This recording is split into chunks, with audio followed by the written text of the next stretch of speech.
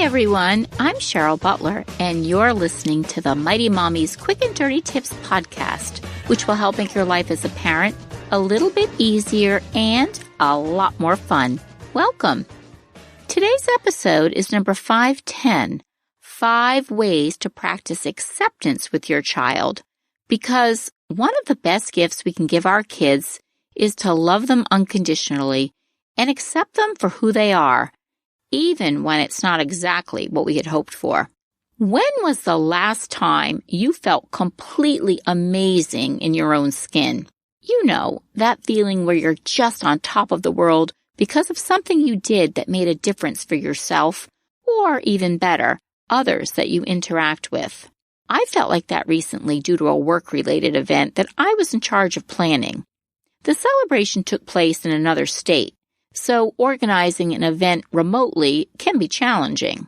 As it turned out, many people had conflicts and had to decline, so I wasn't feeling very enthusiastic that only a small handful of people would be joining us. On top of that, we had to travel over 3 hours each way to this out-of-state venue, which made for a very long and tiring day. I wasn't feeling very confident, but I carried on as if it were the biggest, best party of the century. And it turned out to be one of the most fantastic celebrations I've ever attended. And I met some new folks I wouldn't have known otherwise. The following day, I was completely but happily exhausted, and my boss was so grateful and called the event a complete success.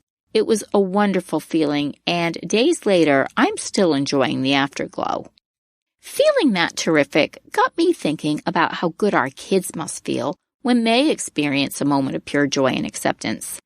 In today's chaotic world of overscheduling, alongside the pressure they experience both in and out of the classroom, kids yearn to know they're appreciated and accepted.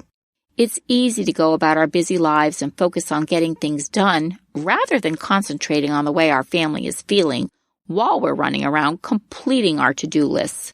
But when we stop and take the time to appreciate our current circumstances, especially noticing how our children are handling their very full lives, we can set a whole new positive tone.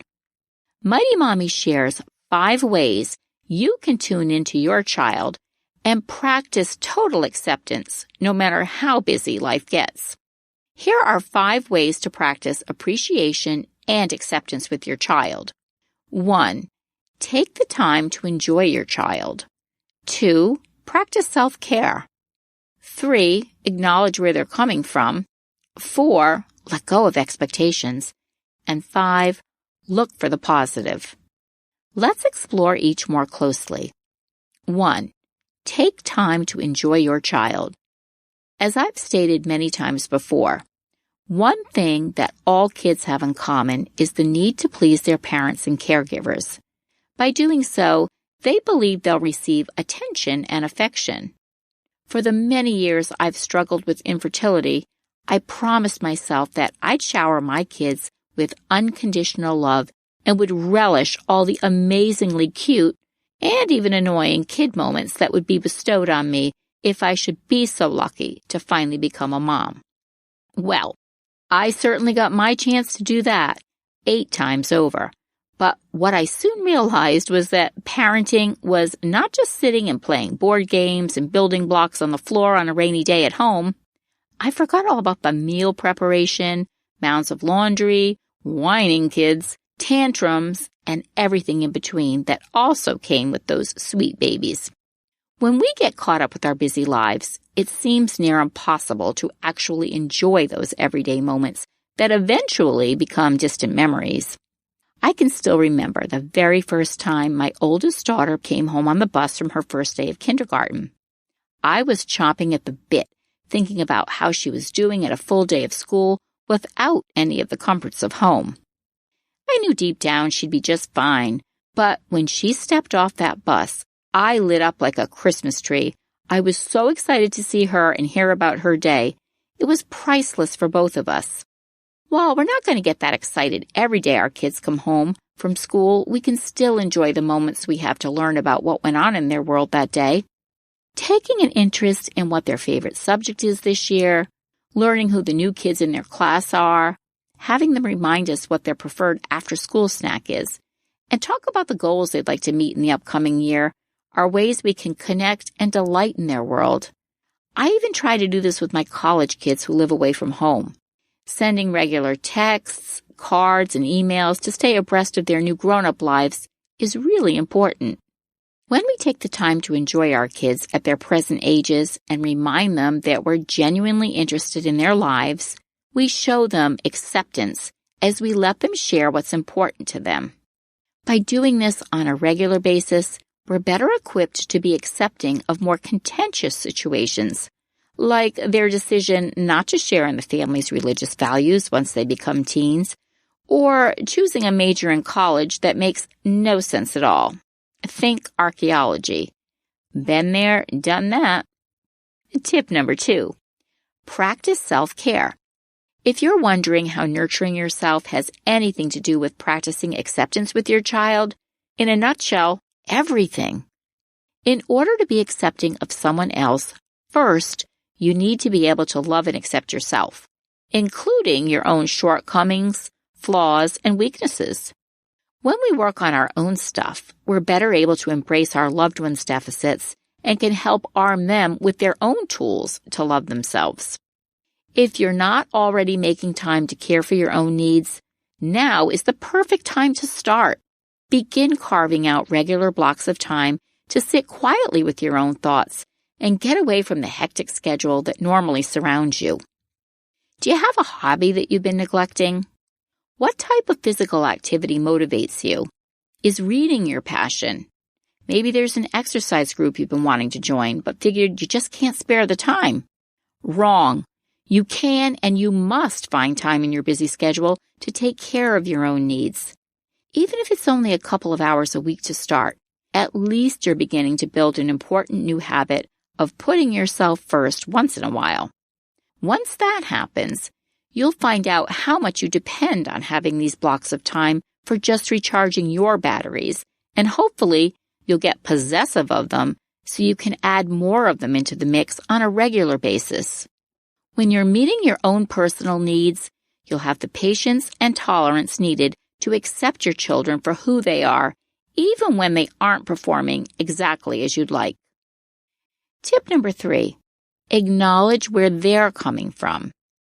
When talking about being accepting of another person, Rick Hansen, PhD, articulates the process quite succinctly in Psychology Today's article, Accept Them as They Are. He explains that it's normal to want to change behaviors or quirks that we find annoying in others, but that it's healthy to come to peace with who they are or aren't and move forward. Accepting people does not itself mean agreeing with them, approving of them, waiving your own rights, or downplaying their impact upon you. You can still take appropriate actions to protect or support yourself or others. Or you can simply let people be. Either way, you accept the reality of the other person. You may not like it. You may not prefer it. You may feel sad or angry about it. But at a deeper level, you're at peace with it. That alone is a blessing, and sometimes your shift to acceptance can help things get better, states Hansen. When you can get yourself into the mindset that Dr. Hansen discusses, coming to peace with someone for the individual person that they are at that very time, it's much easier to be accepting. With our kids, they grow and change so quickly that perhaps the behavior or choice they currently are making is only temporary. It's important to try and acknowledge where they're coming from right now in their life. If they aren't an A+ student that you had hoped for, is there something happening at school that's causing them to struggle?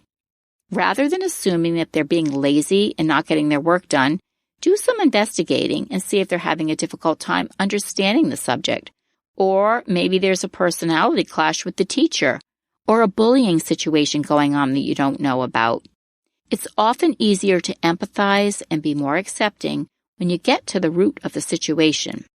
With younger kids, you might have a child that's constantly pushing your buttons and can simply annoy you when they open their mouth to talk.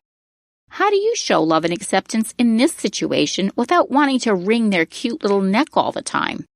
In my episode, How to Make Sure Your Kids Don't Push Your Buttons, I advise to learn why your kids like to make you upset. The bottom line is that it's completely natural for kids to test the waters and to try to aggravate a parent because it gives them a sense of control. They may even secretly enjoy seeing you lose it and get upset. This is all a habit, and unfortunately, one that we as parents create. You're more apt to be understanding and accepting of your child when you stop and evaluate what's causing their behavior.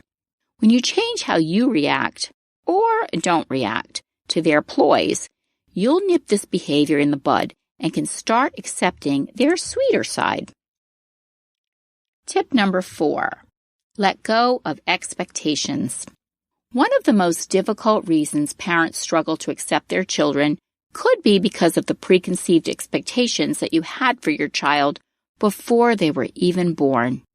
Did you have your heart set on your daughter following in your artistic footsteps, only to find she couldn't care less about sketching a drawing of a fruit bowl and would rather learn how to use a toolbox instead? Or maybe Dad was sure his son would be a starting quarterback just like he was, but his boy bucks traditional notions of masculinity and would rather take acting lessons than even look at a football. These are just two of many scenarios that families face when struggling to accept a child that is cultivating their own interests or is not fulfilling a physical role like that of a tough athlete, but instead is following a creative muse. Now what? You're not going to love your child any less because they're pursuing their own interests, right? As her parent, you need to step back and appreciate the gifts that they do have and celebrate their unique abilities as an individual.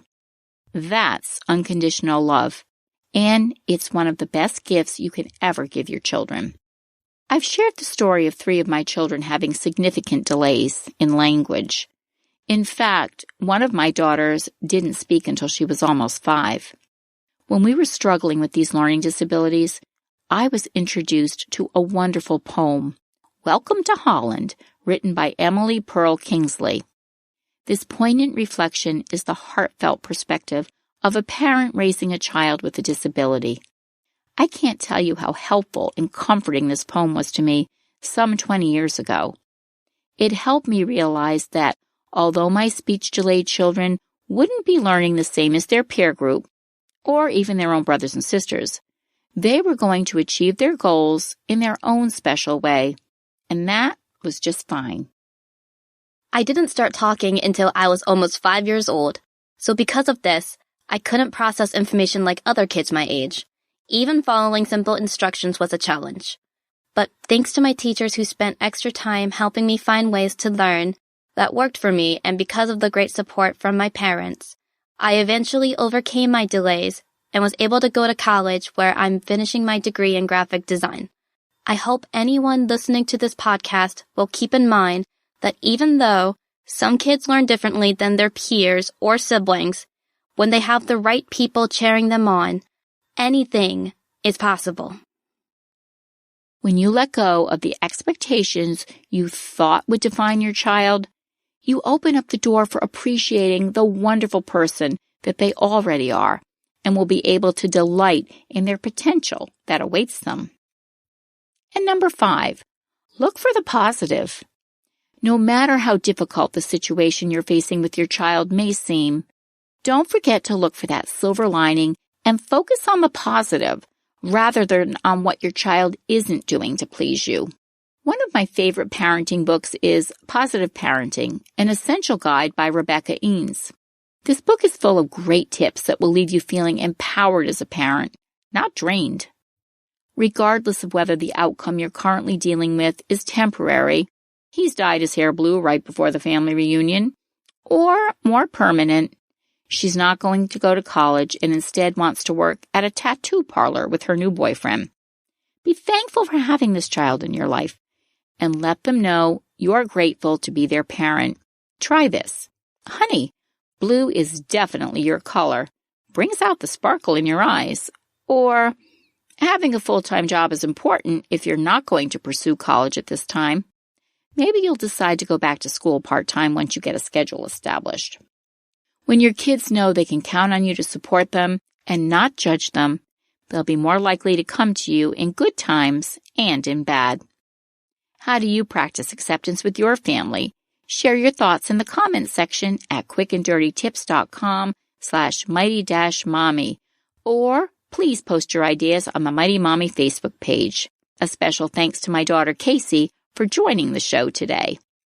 If you have friends and family that would enjoy listening as well, I'd love it if you'd share the link to this podcast and refer them to the website, which is www.quickanddirtytips.com/mighty-mommy.